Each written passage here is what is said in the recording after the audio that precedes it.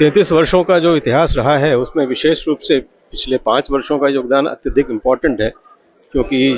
बीच में जब कोरोना आया था तो मुझे बताया गया कि काफ़ी सारा नुकसान इस इंस्टीट्यूट को हुआ, बंदी हुई। लेकिन पिछले 3 वर्षों में जो जिस विगर के साथ, जिस उत्साह के साथ और जिस तरह से उन्होंने अपना कार्य बढ़ाया है आगे, उसके लिए निश्चित रूप से वे बधाई के पात्र हैं। और बल्कि अब इससे उम्मीद बनती है कि हम शुष्क बागवानी के क्षेत्र में काफ़ी बड़ी भूमिका निभाने के लिए तैयार हैं। ये इंस्टीट्यूट अपनी स्थापना से ही काफ़ी काम कर रहा था, लेकिन पिछले कुछ वर्षों में जो काम इन्होंने किया है वो कमर्शियली भी बहुत इम्पोर्टेंट है। और जिस प्रकार से किसानों ने इसको अडॉप्ट किया है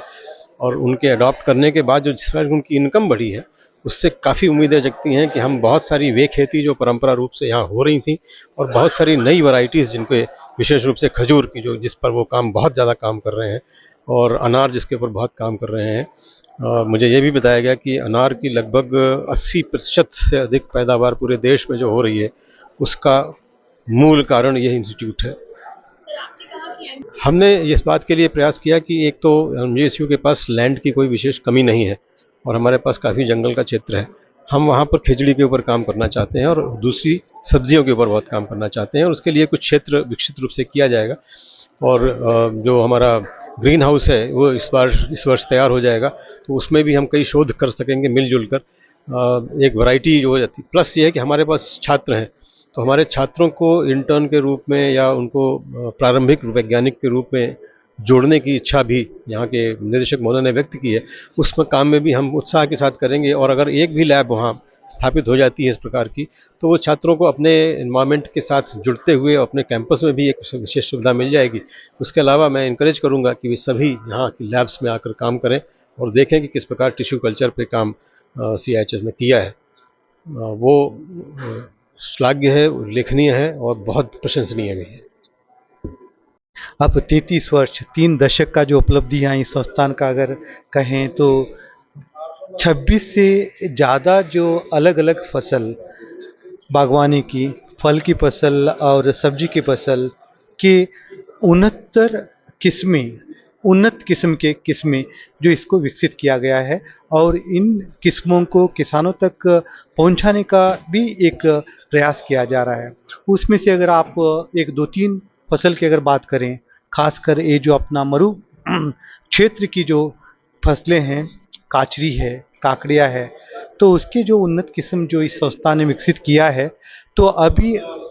लगभग 80% जो क्षेत्र में फैला हुआ है। ये एक बड़ी सी कामयाबी है और जिन्होंने भी ये जो फसल अभी उन्नत किस्म के जो अपनाया और उगा रहे हैं, तो लाखों रुपए अपना जो खेतों में जो कमा रहे हैं, वो हमें खुशी देती है और उसी जो दिशा में आगे बढ़ने के लिए और भारत को एक विकसित राष्ट्र के रूप में पेश करने के लिए ये सारे जो कामयाबी हमको जो प्रोत्साहन मिलेगा इस कामयाबी से।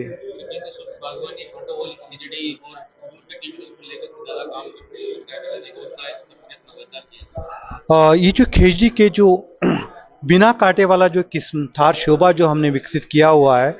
उसके लिए बहुत ही मांग है। उसका पूरा मांग आज के दिन हम उसको जो पूरा नहीं कर पा रहे हैं, लेकिन हमारा पूरा कोशिश है कि इसका जो हम उच्च रोपण सामग्री जो है, क्लीन प्लांटिंग मटेरियल है, तो इसको जो भी है उसको जो वृद्धि करें, हमारा जो कैपेसिटी को इंक्रीज़ करें, नर्सरी का जो क्षमता हम बढ़ाएं और बहुत सारे जो भी लोग नर्सरी में इंटरेस्टेड है उनको हम यहाँ पे लेके आके जो उनको शिक्षा दें और इसका जो मल्टीप्लिकेशन वाला जो प्रक्रिया है उसको जो हम उसमें वृद्धि लाएं और सुधार लाएं, उसका जो कोशिश हम कर रहे हैं।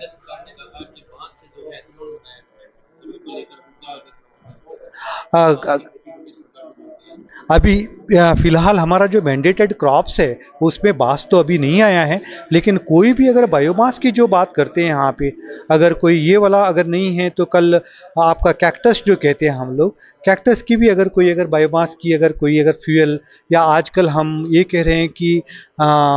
वेगान लेदर जो कहते हैं, जो उसका जो प्रोडक्ट का जो टेक्नोलॉजी उपलब्ध है, लेकिन वो जो प्लांटिंग मटेरियल जो किसान को चाहिए या जो भी उद्यमी को चाहिए, तो उसको जो हम पूरा करने के लिए पूरी कोशिश करेंगे। सोलर प्लांट का जो ये कहा जा रहा है कि उसका जो भी है, हम जब विकसित राष्ट्र बनना चाहते हैं तो हमको जो रिन्यूएबल एनर्जी की तरफ जाना ही है, ये सोलर एनर्जी की तरफ तो हमको जाना ही पड़ेगा। लेकिन सोलर एनर्जी एनर्जी का मतलब वहाँ पे सोलर पैनल आपको स्प्रेड करना है, आपका जो एक क्षेत्र है तो उसको जो आपको इन लोगों को देना पड़ेगा। लेकिन उसी समय कुछ पौधे, ये सारा जो ग्रीनरी जो हम कहते हैं, हरा भरा जो कोई जो चीज़ें हैं, हम उसमें से अगर खो रहे हैं तो उसको पूरी करना है। कोई अगर खेजड़ी का अगर वहाँ पे पौधा अगर गया है तो एक खेजड़ी के बदले हम 10 खेजड़ी के पौधे को वहाँ पे लेके आना है। तो उसका जो आपूर्ति हमको करने का क्षमता हम बढ़ाने की कोशिश कर रहे हैं। और ये जो अपने पास सिर्फ खेजड़ी नहीं, उसके साथ साथ और जो अपना फल के जो किस्म फल के फसल है, हम इसका बेल की जो बात कर रहे हैं, ये तो बहुत अभी प्रचलित अभी साउथ में भी हो रहा है, लेकिन यहाँ पे भी बहुत स्कोप है उसके लिए, उसका भी हम प्रचार प्रसार करने की कोशिश कर रहे हैं। क्योंकि किसान को अगर अलग अलग चीज़ें अगर मिल जाती है, विविधता अगर मिल जाती है, तो वो बदलाव ले आ सकता है। अब मार्केट में अगर कोई चीज़ अगर बिकता है, वो बदलाव बिकता है। वो जो अलग अलग कॉम्बिनेशन के फसल अगर उगाया और उसका जो मूल्यवर्धित जो प्रोडक्ट है उसको मार्केट में उसने लेके आया, तब उससे अधिक जो भी है इनकम हो सकता है। उस दिशा में हम सोच रहे हैं और प्रयास भी कर रहे हैं। हॉर्टिकल्चर को उनके 33वें स्थापना दिवस की बहुत बहुत बधाई देना चाहूँगा।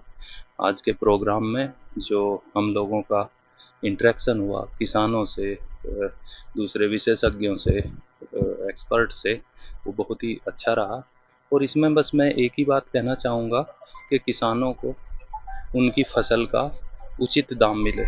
जो हमेशा से एक ये कमजोरी रही है कि किसान को उसकी फसल का या जो फल उत्पादक हैं उनको उनके फलों का वो दाम नहीं मिल पाता जो जिसके वो हकदार हैं।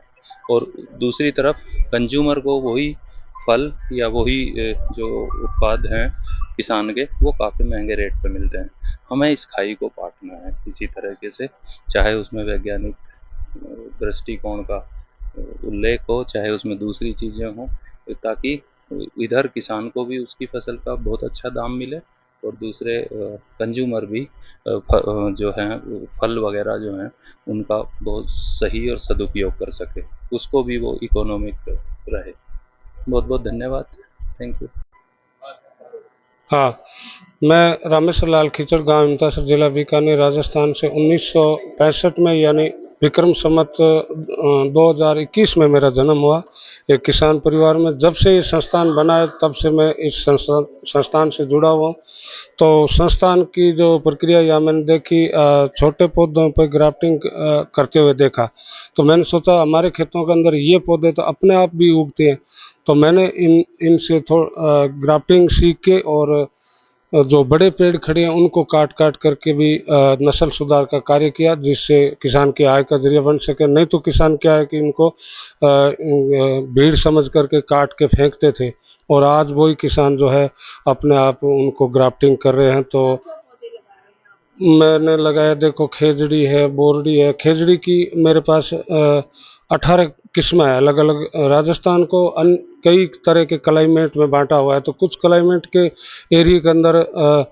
जो कांटे रहित और अच्छी सांगरी वाली खेजड़ी पाई जाती है, तो मैं ये वहाँ से ढूंढ ढूंढ करके मेरे खेत में ला के सेट करता हूँ। और जहाँ भी मैं जाता हूँ तो बेर है, कोई नींबू है, अंजीर है, जो भी पौधा मेरे को अच्छा लग रहा है और ये ऐसा लग रहा होता है कि भाई